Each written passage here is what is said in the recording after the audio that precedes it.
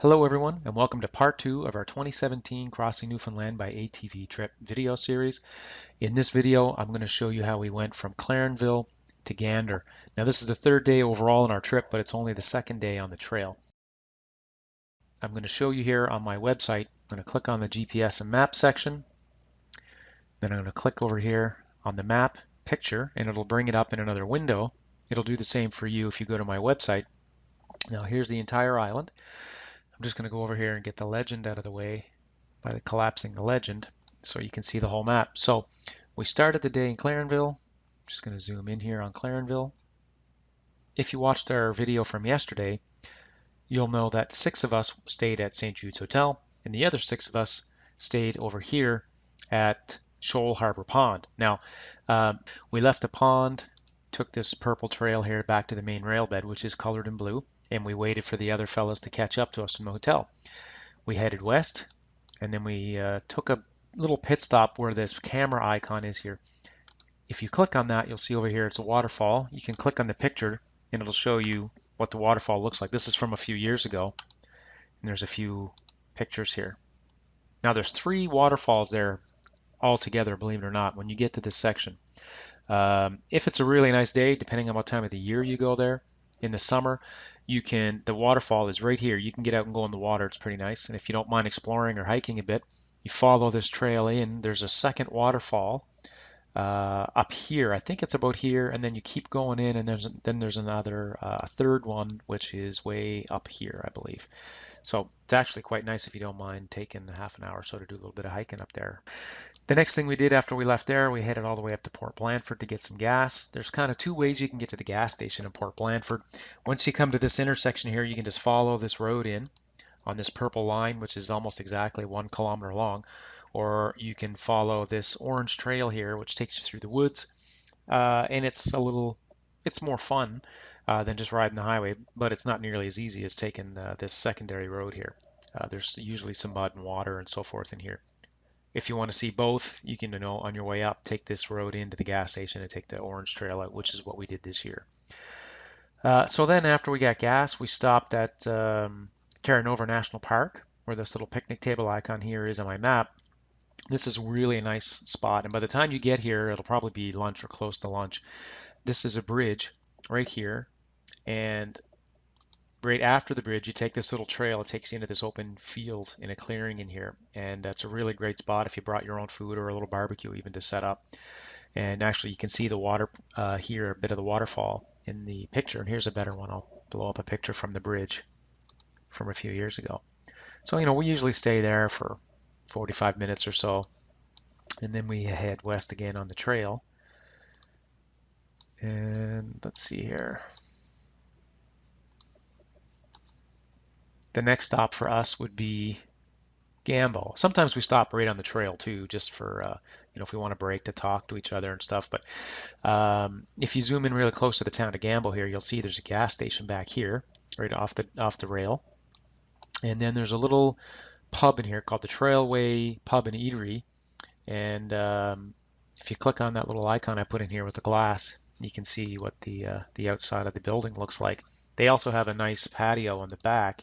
There it is there in that picture.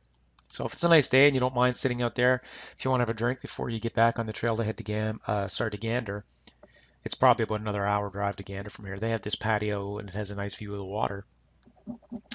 And then if you continue heading west along the trail, here's Gander. Now, as soon as you get into Gander, you're going to pass the airport here. If you're hungry and you want something to eat, and you probably will be, depending on where you're staying, there's a restaurant right here called Rosie's, which I have marked. They have great food in there, and the service is really good. This purple line actually kind of takes you through town, but it is considered the rail bed. There's a Walmart here and so forth, so if you need to stop there to get some supplies. This year, what me and my friends did is we stayed down here at the Comfort Inn. So what we did is we followed this trail right here, and this is a paved piece of trail going through here, this green line. And then we take this orange trail. It's not really a trail, it's a road. It's a paved road through an industrial park, but it's only about 800 meters. And once you get to the end of it, you're going to come to an intersection, And actually, instead of having to ride on the road, just before you get to the main intersection at the highway, you'll see this trail right here. Follow that, and it'll take you right into the parking lot of, there's an A&W restaurant, an Esso gas station, and the Comfort Inn Motel is right here. And attached to the Comfort Inn Motel is a Jungle Jim's restaurant. They have pretty good food in there too. So if you want to wait till you get to the Comfort Inn, if that's where you're going, you can go in there and get something to eat. Or there's a Mary Brown's fried chicken right next to it, and so forth. And then the next day, of course, we head back out, jump on the trail, and head to Badger. But I'll talk about that in another video. For those of us that were camping, this was our campsite the next morning. Usually what we do is we get up, pack up all of our gear, put everything away, make sure everything's secured nicely on the bike so nothing falls off, and we don't want to leave anything behind. We always pack everything out. Everything we take in, we take out with us. Now, first thing this morning, you can see by the picture of the tent here, it got a little windy that night, and I didn't put any tent pegs down on mine. I just threw all the gear in because it was heavy enough to keep it in place, but it got a little deformed, as you can see from the picture. And just before we were about to leave, Bruce noticed that he had a flat on his back left tire on his Can-Am Commander, which was really unfortunate because he had just bought a brand new set of Blackwater Evolution tires, and here's a bit of a video of him fixing it up. Oh, I hate putting this in that tire. It's a nice new tire. Which way did it go? I think it's not turning.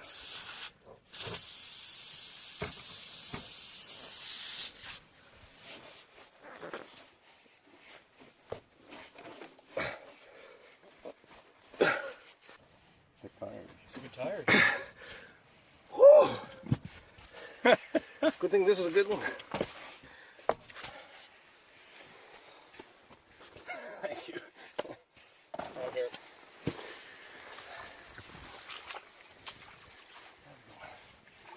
You just burn me. I don't always burn them, but.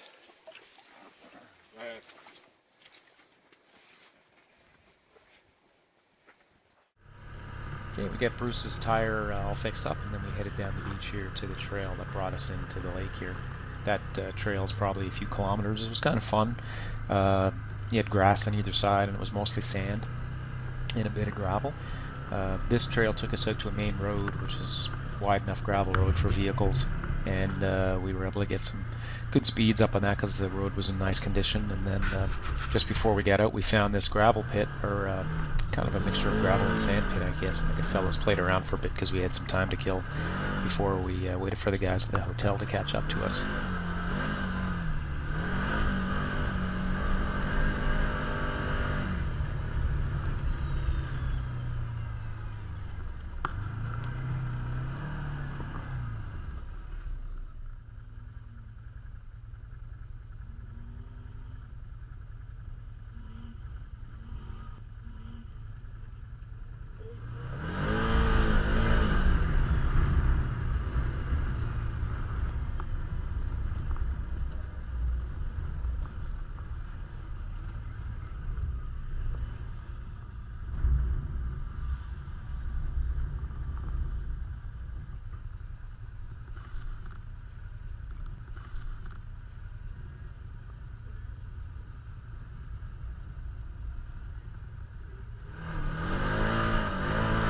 Okay, this is one of those sections where we decided to just play around a bit, and the trail is in such good shape here and on the other road that we get up to that we can get up to some high speeds. And I've had people ask me, do you have to drive that fast all day to get to where you're going in the Newfoundland trip? And the answer is absolutely not. If you read through my blog, I explain on there too, really, if you're averaging maybe 35 to 40 kilometers an hour throughout the day, that's all you need to do to get from point A to point B every day to get this trip done. And basically that's pretty much what we do all the time too, but every now and then, like I said, on straight stretches like this, we kind of open it up a little bit just to have a little bit of fun, but we don't drive like that all day.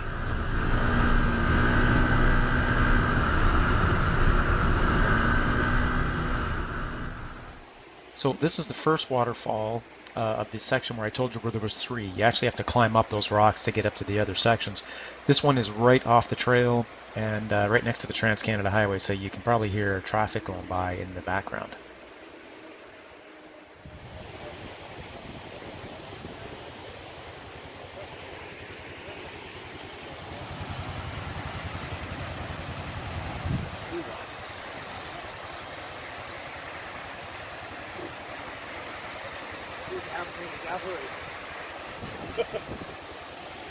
Trying him rough? Not good.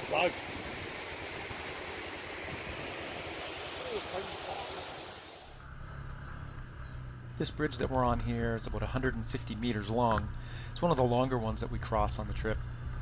And it's going over the Southwest River. We're just pulling into Port Blandford here.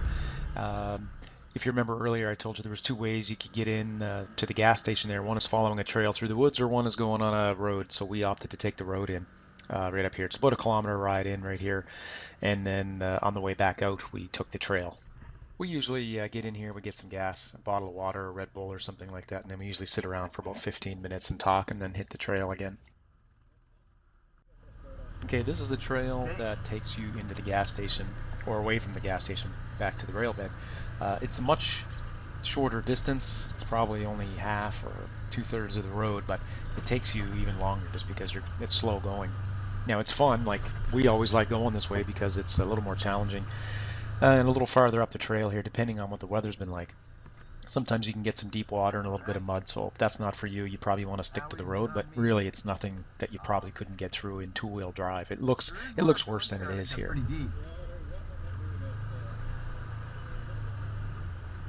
The GoPro camera that I'm using, I have on my chin and my helmet right now, and I'm always surprised when I watch the video back that I hear other people talking back to me a little bit. You can kind of hear it, it's muffled, but the speakers for the Bluetooth headsets are up inside the helmet, up by my ears, and I'm surprised at all that you can hear what Bill's saying. It does seem much nicer than it used to be.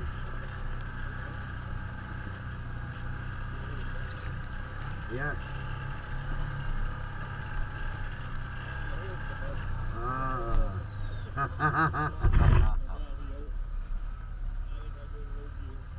Yeah, I'm in low. Bill's going to be the guinea pig here. There was a lot of rain, so the mud hole here looks pretty deep, but actually I don't think it turned out to be too bad at all. Okay. Yeah, I just saw that.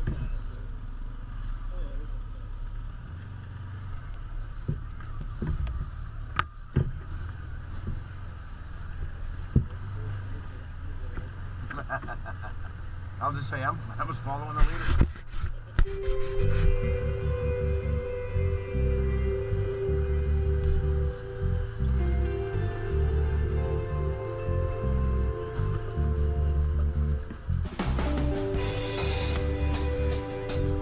Oh yeah, I'll drive the wheel over it.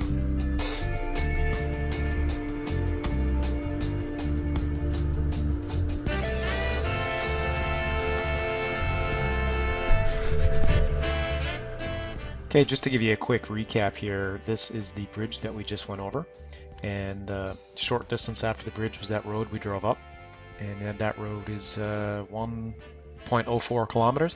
This is the trail we took back out, and it's 500 meters, so about half that distance.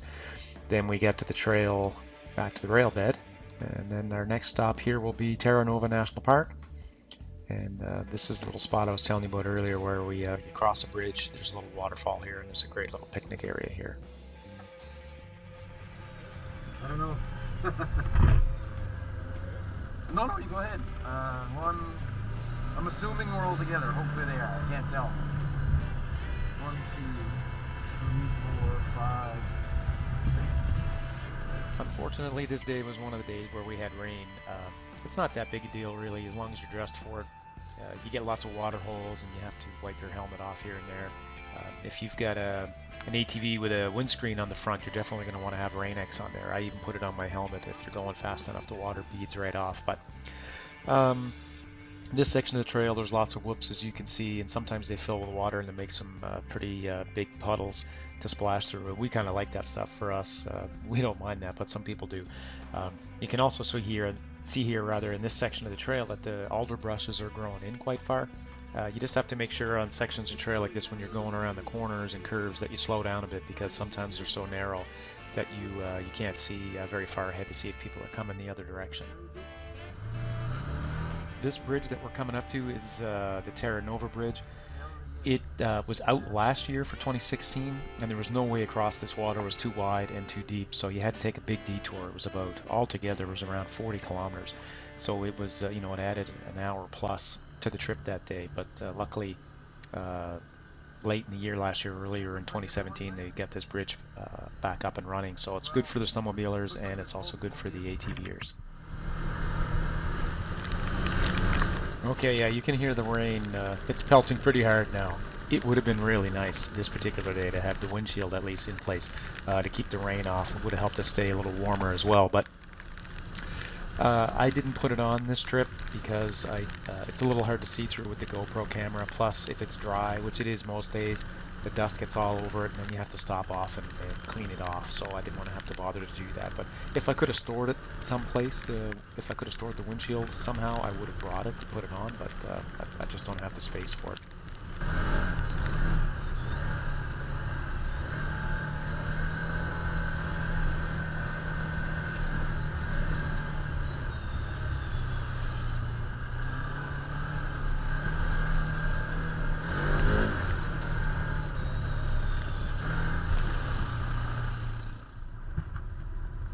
Every now and then we stop just to make sure that everybody is still behind us. This year we had the biggest group ever, 12 guys, 11 machines. So I was worried it might be a little difficult to make sure everyone stayed together, but we had a really, really good group of guys, and everyone stuck together really well. And if anybody had any breakdowns, actually we didn't have any breakdowns. We had a few flats, so if you look in the rearview mirror now and then you didn't see someone for a bit, we'd just stop and we'd wait for them to catch up to us, or sometimes we'd go back.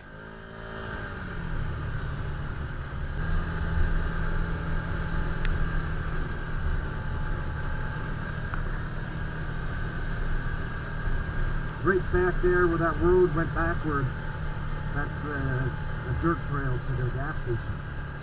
Here's the pub, we're at the pub! One of the nice things about the pub, other than the obvious of course, is that it's only about an hour or so away from Gander, so it's a nice way to end off this last leg of the trip. We should back our machines in down here and get a picture of them with the water.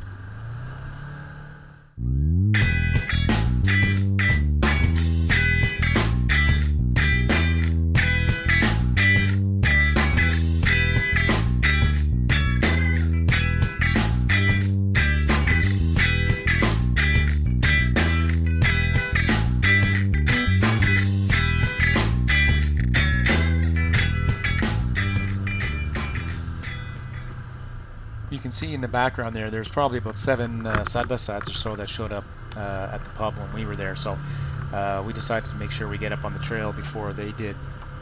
We travel faster than those guys. We didn't want to get stuck behind them. We get stuck behind them a little earlier. They have a Kubota in their group, and it's very limited to what it can do for anything kind of off-road. So whenever they were hitting whoops and stuff, they were only going about 15 kilometers an hour or so.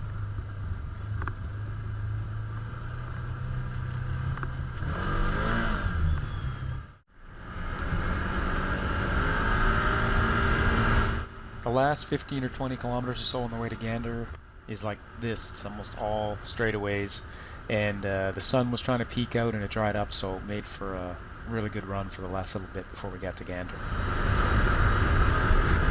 man, I hope it's sunny now for the rest of the week.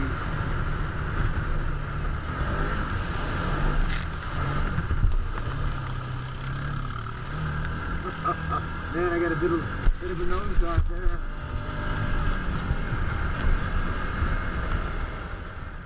Where we're at right now, we're actually in Gander. This is actually still considered the trailway, even though it's a paved section. We just went past Walmart and a bunch of stores, and now we're on our way to our motel. Once we got to the hotel, we checked in, dragged all of our gear inside. I think everybody got cleaned up, and then we went down to the restaurant, which was next door, Jungle Jim's, and had a bite to eat. And everybody was pretty low key that night. And then went to bed, and we hit the trail again early the next morning.